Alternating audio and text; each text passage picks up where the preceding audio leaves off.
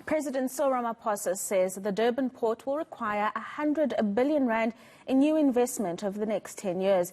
He says this in his weekly newsletter that there's been progress in reducing congestion at the port.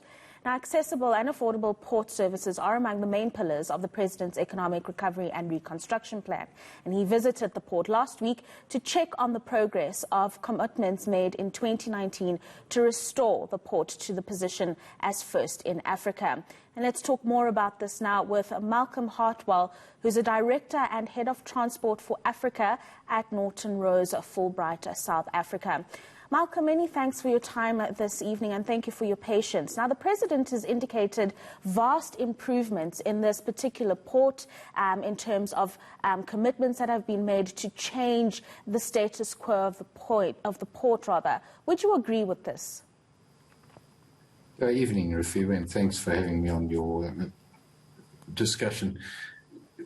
I think what we're seeing very much mixed messages coming out of the government at the moment.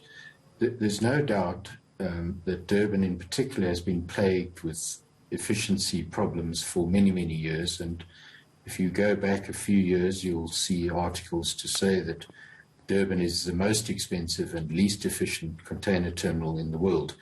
The reality is, though, there has been improvement over the last few years, but we're a long way off from reaching the kind of potential that has been realized in other ports of the stature of Durban.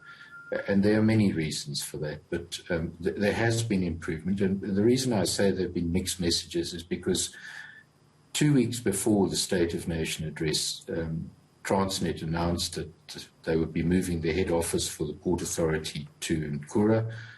Then there was a State of Nation address, and the President announced that eNCA would become the premier container terminal for South Africa and replace Durban in that regard.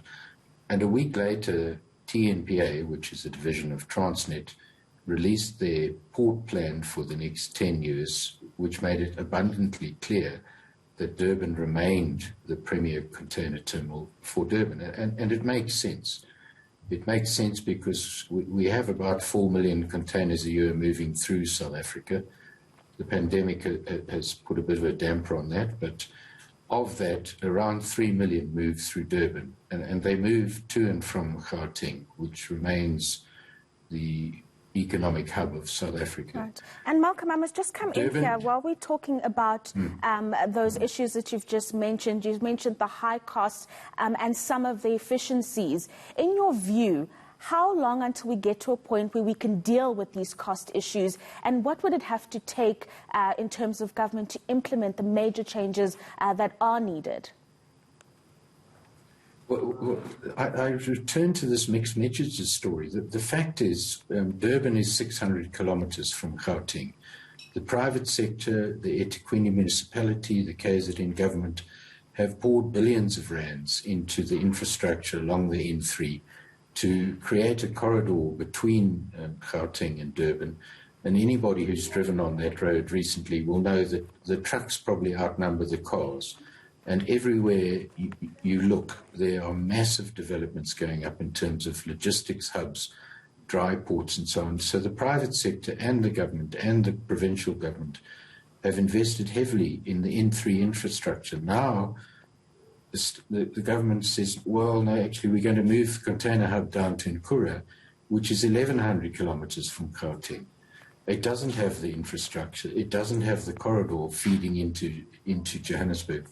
So it's very difficult, particularly for the private sector, to know how to respond to these messages from the government. The reality is Durban geographically should feed Gauteng, and the investment should be into the N3.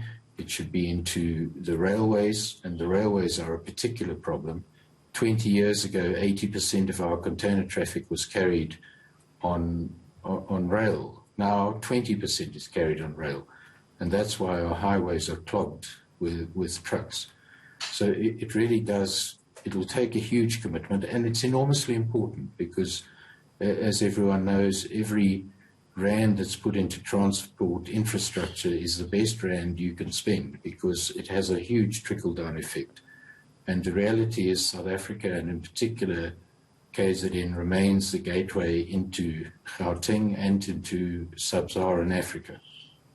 Right, so many issues to discuss there, and of course that highlighting the importance to the recovery and reconstruction plan that particular Durban port has, and that's Malcolm Hartwell highlighting that.